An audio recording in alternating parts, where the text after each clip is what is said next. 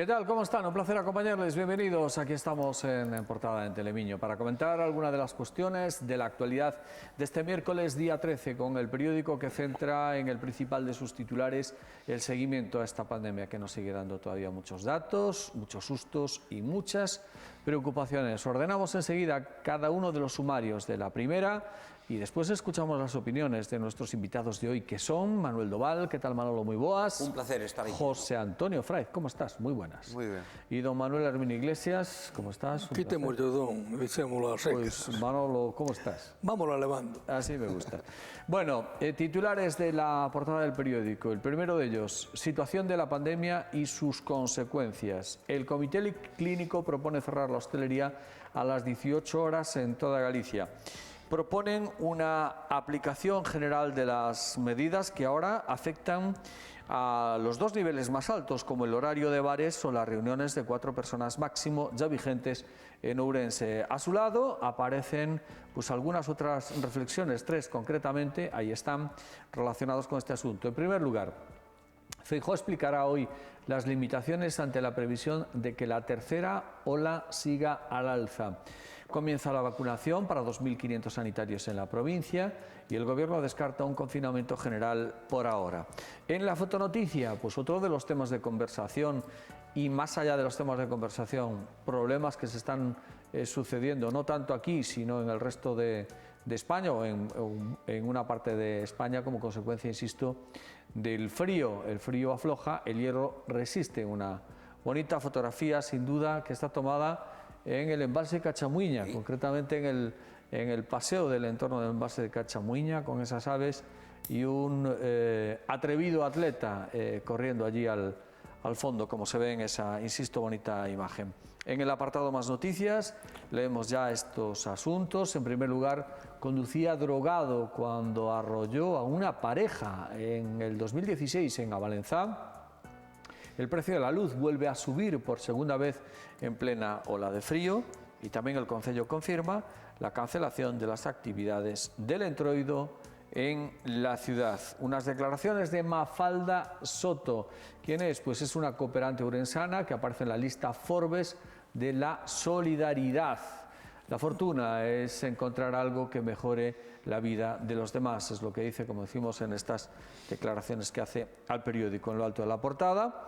Exposición en Santiago, percorrido polo legado de Alfonso X, o sabio que fixo máis grande Galicia, hoy con el periódico ejemplar del xornal escolar, entre otros contenidos con un álbum fotográfico das festas de Nadal nos colexios. Es miércoles día 13 de enero del 2021 y con esto tenemos que pasar el rato con estos asuntos durante los próximos minutos. Preocupación, sí ou preocupación non, Manolo, pola cuestión do avance da pandemia, desa terceira ola, da que todos falamos xa sin ningún tipo de disimulo. É increíble, como non vai haber preocupación, ten que haber preocupación, pero eu o que lamento é que detrás desa preocupación, que creo que ten a sociedade en xeral, que temos todos, despois, sin embargo, non facemos todo o posible para que esa preocupación pois baixe de nivel. Volvemos outra vez a repetir o tema da hostelería, o tema da cosa. A hostelería non é o problema son o non facer bo uso das cousas que son tan normales, como é un tema tan elemental que é, dentro do posible, guardar a distancia, e despois o tema da mascarilla. Levar a máscara posta elimina un porcentaje elevadísimo, eu dicir, non digo 100%, pero desde logo, se facemos as cousas ben, pois eu vexo día a día, e sobre todo no eido da hostelería, vexo que a xente non fai as cousas que ten que facer. E, por lo tanto, pois hai moita xente que, facendo as cousas ben, pois ao mellor igual, porque despois logo na convivencia familiar, pois ao mellor tuvo a desgracia de que nun espazo onde non se facían as cousas ben, pois te contagiaches, valo transmitir ás familias. E ademais está claro, no meu concello pasou, olles, pois foi un tema que me chamou moitísima atención, porque trascendeu a toda a población do concello e neste momento, a partir dese brote que hubo, que foi importante, 40 persoas chegou a haber, sin ser nunha residencia, porque claro, na residencia tamén ocorreu, pois a xente concienciouse da importancia que ten o tomar as medidas. Digo que parece que os exemplos, cando che están próximos, pois que te fan actuar de outra maneira. Iso non quere decir que aínda existamos irresponsables que non tomamos boa nota desas situacións. E, por lo tanto, lévanos a isto. E isto é un problema sanitario, económico e, sobre todo, daquelas persoas que, por causa de estar contagiadas, están o pasando moi mal. Ayer me chama unha persoa para ir á rehabilitación porque está moi fastidiada. E, segundo, pois tamén os mortos, que iso xa non vai máis. José Antonio, situación preocupante, non? Sí, a gran maioría das persoas somos responsables, eu teño moi claro. É complicado, aínda tomando todas as precaucións, pois ter un riesgo cero, porque non tes riesgo cero. É ben certo que hai unha minoría que é a que está provocando, quizás, pero unha minoría que non podemos decir que en Galicia ou en España, é que en toda Europa está pasando isto, porque como está Reino Unido, como está Italia, como está Alemania incluso, ¿no? Portugal, que Portugal era un modelo, ¿no?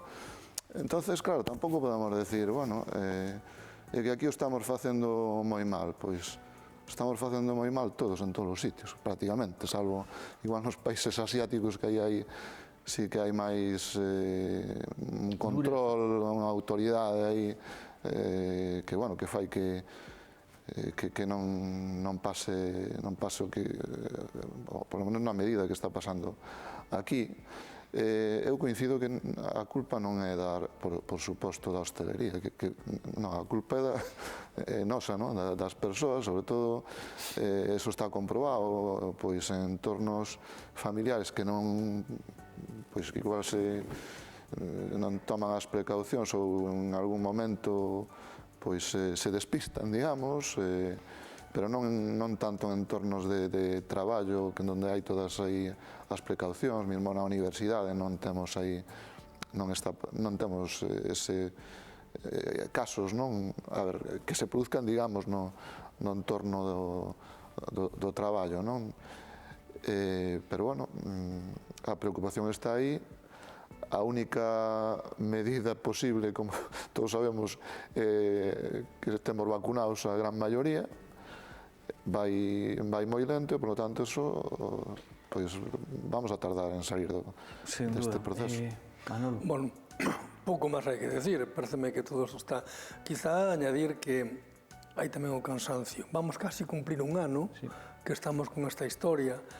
E realmente, ao final de contas... E con avances poucos, de momento. Eso, claro, exactamente. E ao final de contas, como tamén dependemos da economía e a veces os gobernos teñen esa postura tan difícil de querer conxugar economía e poder manter saúde, pois é realmente complexa e complicado, e ao final queda o que decía outro día o portavoz dos sanitarios ou do goberno, non sei, decía que ao final é unha cuestión casi individual de tomar determinadas posturas e manterse nelas, non?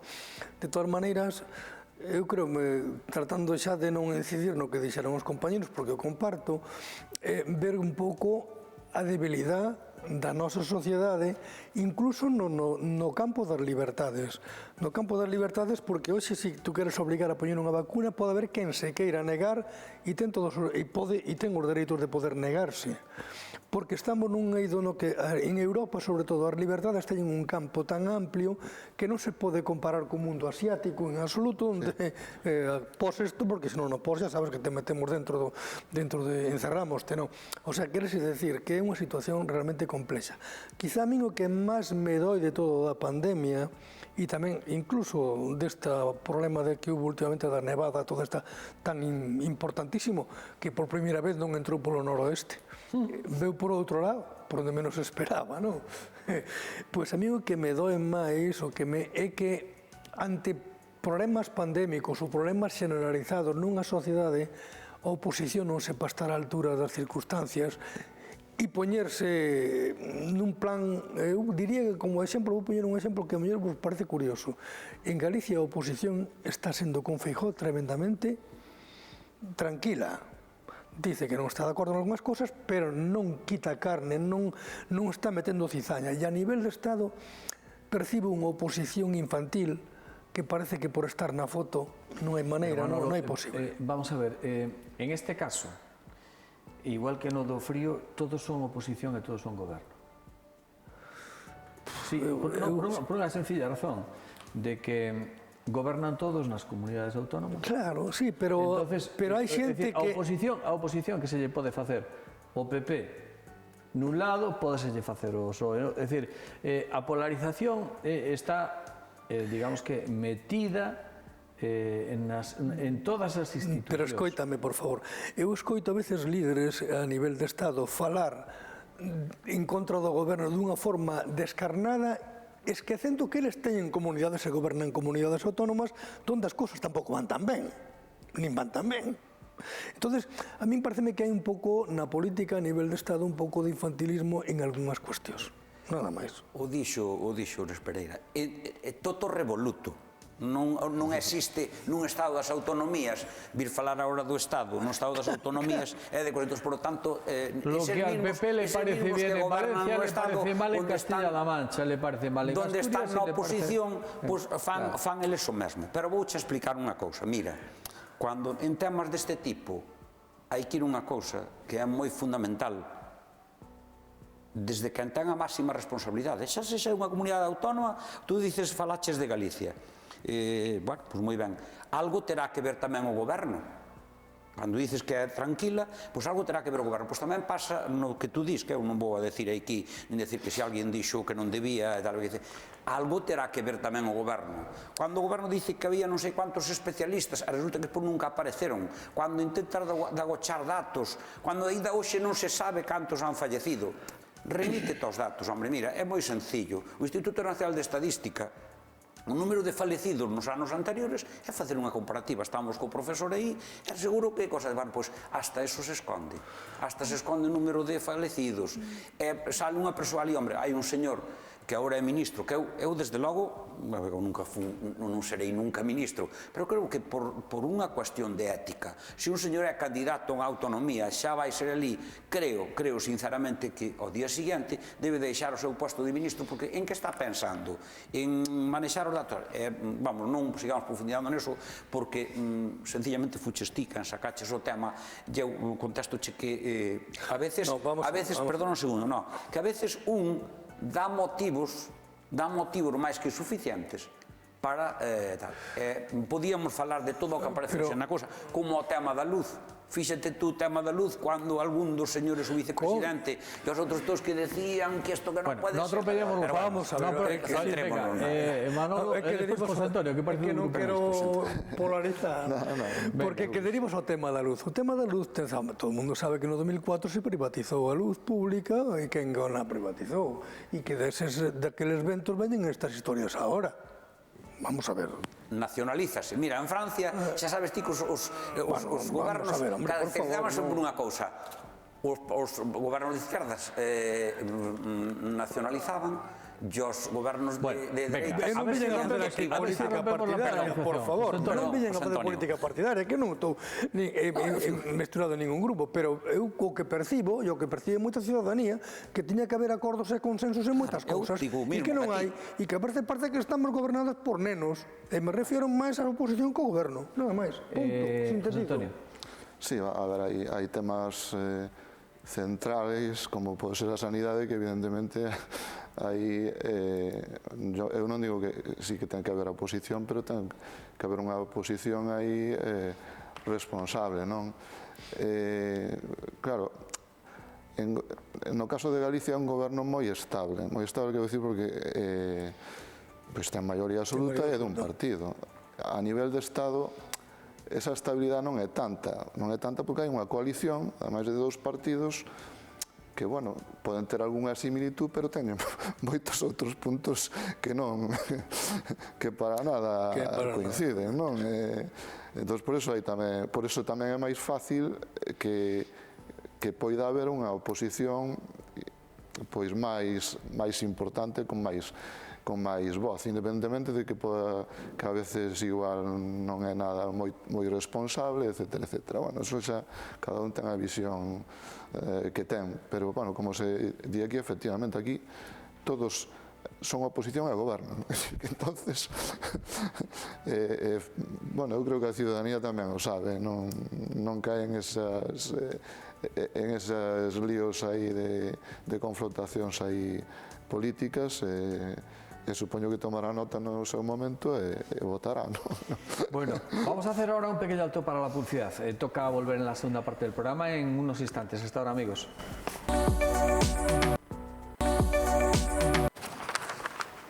De nuevo con todos ustedes en la segunda parte del programa. Recuerden que hoy está con nosotros Manuel Doval, José Antonio Fraiz y también Manuel Herminio Iglesias. Bueno, entonces Lúdegas, Ucandil, a ver, otra vuelta al recibo de la luz, Manuel. O do recibo da luz, todo o mundo sabe que deu no 2000, creo que foi no 2004. Enténdelo, por certo. Eu trato de entender o mellor posible. O único que entendo é o que pago. No 2004 liberalizouse a parte enerxética que as empresas, o recibo divides en dúas partes. Unha parte no que o Estado lle pon impostos, etcétera, etcétera, e outra parte que son as eléctricas, Pero resulta que as eléctricas, para poñer o precio, poñen o precio máis alto do que é máis alto.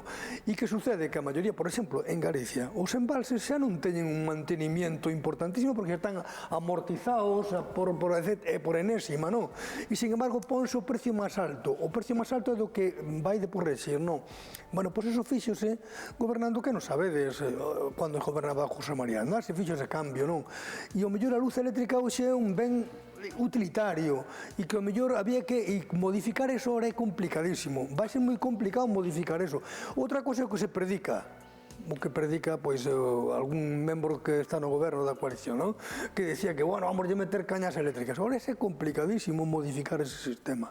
É moi complicado modificar ese sistema para que realmente a electricidade... Sería igual de complicado que cando gobernaba Rajoy, porque efectivamente o lío empezando no 2004. Cando privatizan eles. Claro.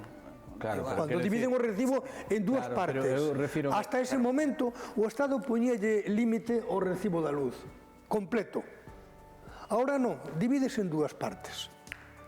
E unha parte sale a subastas, pero para as subastas poñen sempre a máis cara. Que avaliación fixeches tan sinxela? Mira, iso é bastante máis complexo que eso. Mira, as centrales nucleares, o carbón, o déficit tarifario que había cando chegaron uns ou cando chegaron a outros. Mira, falar aí... O déficit tarifario foi un invento das eléctricas. Mira, perdona un segundinho, Rajoy, non estamos falando de que fuches tú que sacaches o tema, senón de... Rajoy subiu os impostos cando había prometido que non nos iba a subir cando chegou ao goberno, pero é que a situación era me entendes? Entonces, claro, todo isto que hai aquí, tú fai unha comprobación e xa vas ir vendo que o que din, despois cando chegan e teñen responsabilidade de goberno, hombre, non ten nada que ver. Xa digo, se me dá igual que ansexa, eu estou dicindo que o tema do recibo non é o que ti estás dicindo, non é que se el precio, non, o precio é produto dunha serie de cousas. Que funcionen as centrales, evidentemente eu estou en contra da enerxía atómica, claro que sí, pero claro, despois ten consecuencias. O que dices ti dos embalses, totalmente de acordo, os embalses están amortizados, por mira, que teñen a oportunidade agora de dicirlle, mire, acabouse a festa, mira, falabas estes días, sendo ministro de Fomento, estaban os controladores que montaron un CIS con Ibata, chegou un goberno, un ministro, un goberno, e dixo, acabouse o problema. Colleu, meteu ali o exército, e puxo os de controladores aéreos, e mira ti. Bueno, pois, a veces hai decisións que, pois mira, aquí hai decisións, o que pasa que a cousa non é tan sinxela, nin é unha sola variable, é complexísimo, pero complexísimo para iso tal, e se non hai que ter o piquiño calado, porque dicir que iba a baixar o recibo da luz, non digo ti, digo os que dicían que iba a baixar o recibo da luz cando chegaron agora teñen responsabilidades de goberno. Vale. Pois por non, por tanto hai que ter... Antonio, despois Manolo tamén. Sí. Venga. Sí, a ver, a luz, en fin, é de primeira necesidade, é un servicio en ben de primeira necesidade. É un tema realmente complexo, porque, vamos, nin os expertos se teñen aí os seus debates, e logo está claro, a lei da oferta e demanda, que se as renovables non dan compensado a falta... bueno, a necesidade de luz, pois eso produce que se suba o precio das renovables, salvo, por exemplo, a eólica. Se hai un temporal e tal, pero hai vento, moito vento, pois entonces compensa e non se produciría este elevado precio, non? Pero é que isto, que estas son subidas puntuales, coyunturales, non? En momentos determinados, eso vai a ser difícil evitarlo. Vamos a ver, eu non discuto que non sea complexo eso, pero hai unha cuestión sencilla e elemental. O recibo da luz desde hai para cá 4 ou 5 anos subiu o doble do que se pagaba antes.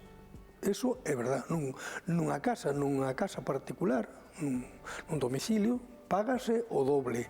O que pagabas por 2 meses, velo pagando por 1 mes. Segunda cuestión, aquí en Galicia aplícasenos o mismo o transporte que como se fora por Madrid. Totalmente de acordo. O transporte aquí, a luz está aí ao lado. O transporte son 3 ou 4 columnas, ou, en fin, outros son miles de metros e columnas hai que colocar para poder transportar esa luz eléctrica. En fin, é un tema complexo, pero é un tema que si se quere plantear como unha cousa básica da sociedade, non poderá estar ao libre albedrío da oferta e da demanda. Porque entonces, en fin, eu acórdaseme sempre a crisis de moitos momentos, bueno, a crisis que cando estuvo Mariano Rajoy, que eles decidiron facer dunha maneira que foi o dos bancos. A libre empresa funciona para todo, pero cando veñen as gordas, socializas as perdas.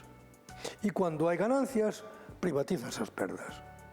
Eso parece que é un principio que está funcionando. Como era? Era moito máis sencillo recuperar os bancos e demais porque, bueno, sanealos para que non sufriran os que tiñan depositados os cuartos. Pois sí, pero ao final socializouse todo. Se houbera ganancias, non habría socialización. Habría personas que teñen ali os cuartos e que reciben os dividendos. Bueno, sí, e por último xa para cambiar. Non, digo, que avaliación tan sinxela. Eu creo que a avaliación que faz ti de todo isto da economía é unha avaliación sinxela que fácil sería, pero o que pasa é que a cousa é bastante máis complexa.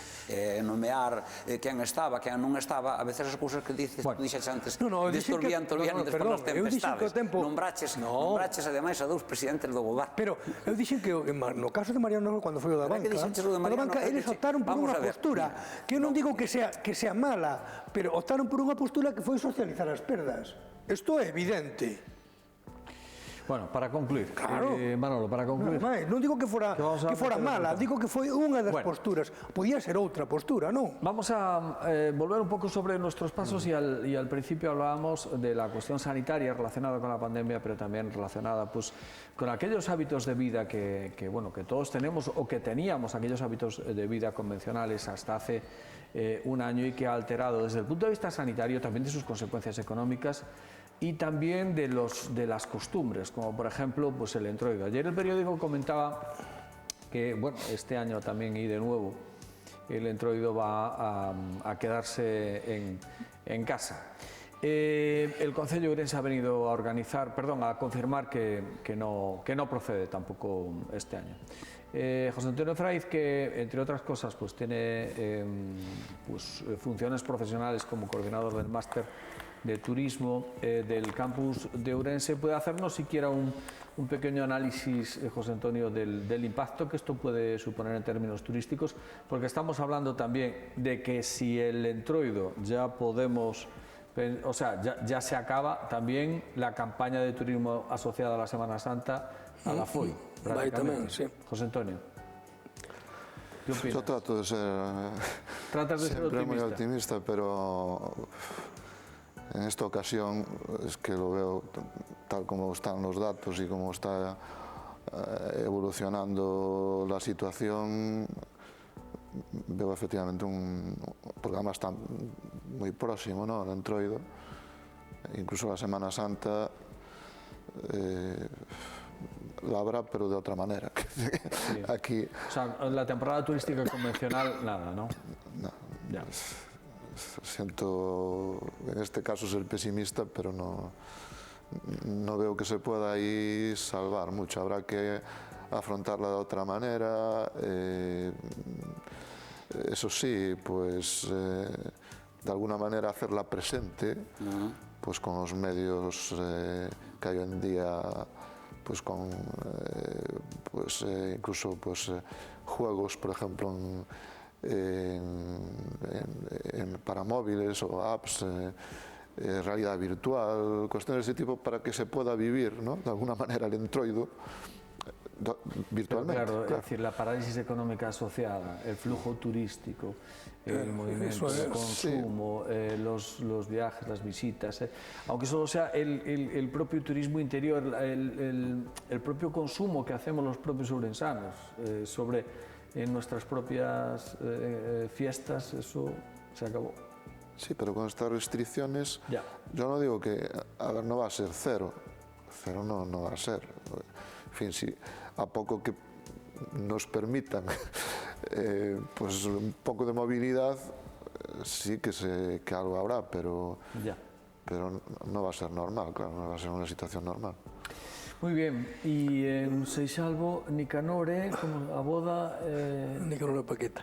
Paquita, sí, Paquita e Nicanore. No, pero volvendo ao que decía desde isto está complexo. Mira, concretamente, hai uns días recibo unha información do Concello na que dice, mira, todas as sociedades culturales e demais, bueno, tendes que presentar memoria, actividades todos os anos, hai que número de cuenta, un montón de un rollazo, ¿no?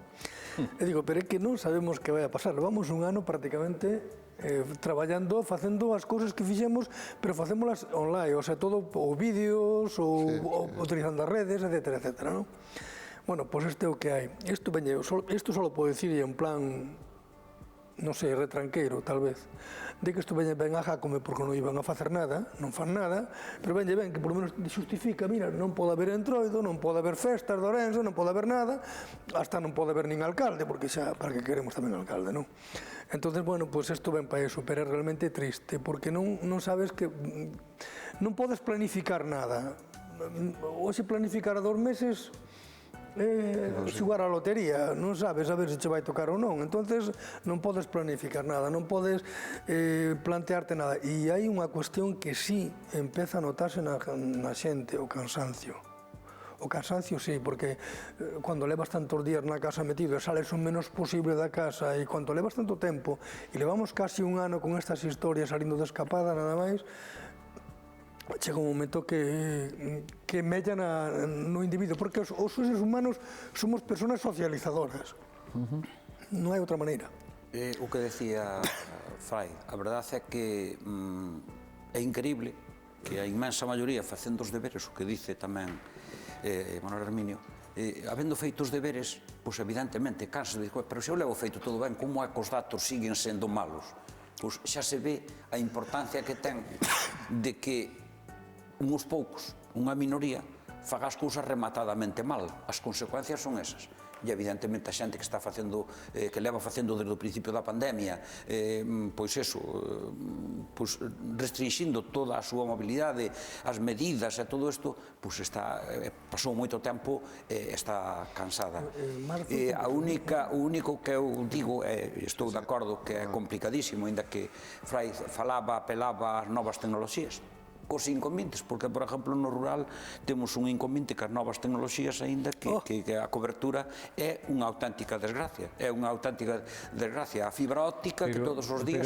Pero as novas tecnoloxías poden valer para unha actividade formativa. Pero para isto non vale. Pero claro, para disfrutar do entroido... Para disfrutar do entroido, imposible. Adiós, gracias, Adiós, gracias, A ver se agora vai ser online. Polo menos facelo presente, que este aí. Pero que decía Fai, sí, que non... É igual que, por exemplo, os congresos os seus seminarios, o estamos facendo de maneira virtual, porque polo menos para decir, mira, seguimos avanzando e non nos para esta situación de crisis. E ir vendo, porque surdirán outros inconvenientes, e como, digamos, salvalos, porque se van a presentar no mundo no que vivimos. Evidentemente é unha desgracia máis engadida, pero estou de acordo que a xente está cansada. É moito tempo. Solamente me queda que tamén vemos que cousa que aparece aquí, o ritmo da vacunación. Porque xa non é cuestión de dispoñer de vacunas, senón é que o ritmo é demasiado lento. Posiblemente apelamos ás 17 autonomías e á coordinación co goberno do Estado para que se acelere o máis posible a chegar as vacunas á inmensa maioría dos cidadáns. En cuanto ao tema que decía Manuel Herminio das liberdades, Nos vamos. cuidado ca liberdade individual. Eu, a veces hai dos nenos que os papás non queren vacunalos. Bueno, pois aquí a liberdade hai que comprender que vivir en sociedade, nunha sociedade, o ser humano necesita a socialización para vivir. Se non vive, pois tamén ao mellor chegará un momento que terá que esos comportamentos individuales, esas liberdades individuales, habrá que sometelas ao interés xeral. Que lo tenemos que dejar aquí. A ver que mejore el ritmo de vacunación, porque estábamos pensando, que decía antes Manolo, que xa vai para un ano, que a mediados de marzo foi o decreto do estado de alarma, o confinamento domiciliario, e un ano despois estamos falando da velocidade de vacunación e estamos falando incluso que as medidas ainda teñen que seguir sendo moi restrictivas, mesmo sin que se descarte confinamento. O goberno descarta un confinamento general por ahora. Por lo tanto, en fin, esa responsabilidad que apelaba tamén Manolo. Hasta la próxima, señor Doval. Hasta a próxima, que melloren as noticias. Exactamente. Hasta la próxima, señor Frey. Hasta la próxima. ¿Cómo vais en la Liga? En la Liga. Sí, la Liga vais de primeros. Tú no eres del Atlético de Madrid. Eso sí, yo siempre del ganador. Siempre he ganado, está bien. Bueno, pues muchas Ya no es gracias. partido a partido. Exacto. Ahora ya es visión de futuro. Bueno, no, José Antonio, es del Barça. No, ¿O del Madrid? me temo que no. Ya Soy me olvidé. ¿Del Madrid? Más simpatizante del Madrid. Del Madrid, bueno, pues muy bien. Muchas gracias, Manuel Herminio. Bueno, por nada, seguir falando, seguir vendo a ver como vai evolucionando isto. A ver cómo va evolucionando. Y a todos ustedes, como siempre, muchísimas gracias. Mañana más volveremos por aquí a comentar algunas de sus noticias. Mientras tanto, disfruten, amigos.